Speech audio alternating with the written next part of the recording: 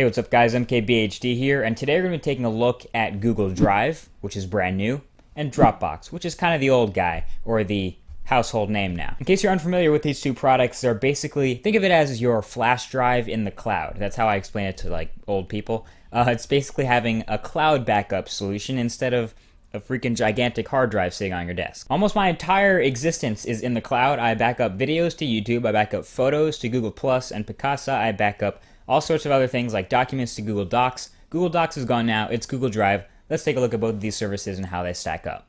So start with a look at the brand new Google Drive's Mac app, and it's basically exactly like Finder. You find a folder called Google Drive in it. You can navigate through folders and files here just like you would on the regular system. And once you drag one in, it'll take a second to sync, it'll upload, and yeah, now it's backed up to the cloud. You don't need anything else. Just as a side note, there is also a Windows version of this application, but there is no Linux version of this application. Why? Hopefully developers are on that at Google, get on that. And then there's Google Drive's web app. Basically, once you dragged it and synced all your files through the desktop application, it'll show up in the web app in the same folder that you put it in. So you navigate through folders the same way, you find your files, you can view files, edit them, share them, collaborate. All of this stuff happens in the web app, which is a huge feature of Google Drive. Now, Dropbox is nearly the same way. It also has a web app, which allows you to view all your different files and folders, and you can click through and take a look at them if you want. And Dropbox also has a desktop application for Mac OS X and Windows, which is exactly the same way as Google Drive's, which is going through Finder, dragging in files, and syncing them. For you Mac people, there's also a menu bar icon for both of these that indicates both the amount of storage you have left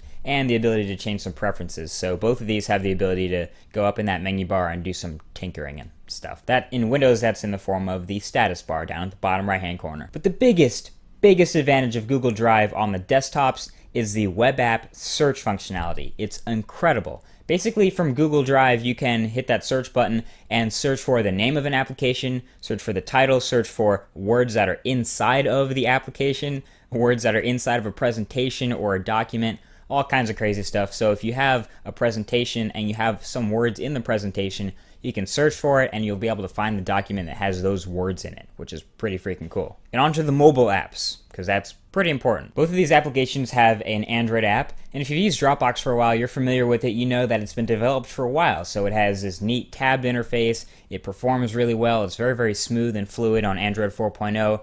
It's really, really solid, has a lot of functionality, you can download for offline use, you can search, or you can view how much storage you have left. It's a very, very well put together functional application, and it's really, really good. Google Drive on Android, well, it's a Google app for a Google OS, so you'd think it'd be really solid, right? Well, it actually really is. It basically replaces Google Docs if you had Google Docs on your device before. This features a lot of the same features as the web app, so you have live collaboration, you have the same search functionality, you have the same save for offline use, so it's really, really nice app. It functions with about the same performance as the Google Docs app, which is decent. It's not phenomenally smooth or anything like that, but it's definitely a good app, and I know that Google is going to be working on it because this is version 1.0, and we know Google never stays at version 1.0 unless it's Google Wave. There's no iOS app for these right now, but coming soon, it says on the website, so I'm hoping there's a full-size iPad app and an iPhone app too, I guess. So pricing. This is also a huge difference between Drive and Dropbox.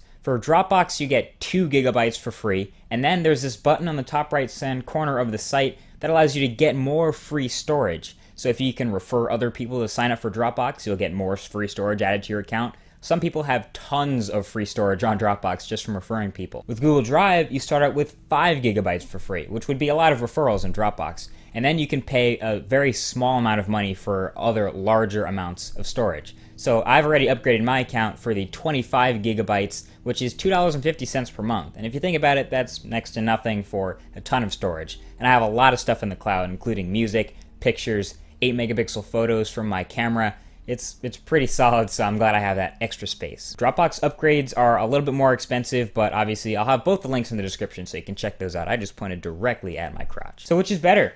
At this point, it's really up to you and your familiarity. If you're familiar with Dropbox, you're going to want to try to give Google Drive a chance. You might not want to immediately if you don't have anything that's Google related in there. If you're a Google person or even an Android person like me, you're probably definitely going to want to give Google Drive a shot because it integrates so well with other Google stuff. Like you get that extra storage I was talking about in Gmail and Picasa, and you get that awesome search functionality. the web app. It's just all there already, and you get that shortcut from google.com that says Drive. It's just so convenient. It just makes sense. So I'm giving Drive a shot. I think I'm going to stick with Google Drive right now, and I'll keep you guys updated if that changes. Let me know what you guys think, Drive or Dropbox, because might switch back to Dropbox. Give a thumbs up on this video if you enjoyed it or if it was entertaining. Either way, thanks for watching and thank you for subscribing. The support really means a lot, and I'll talk to you guys in the next video. Thanks for watching, guys. Peace.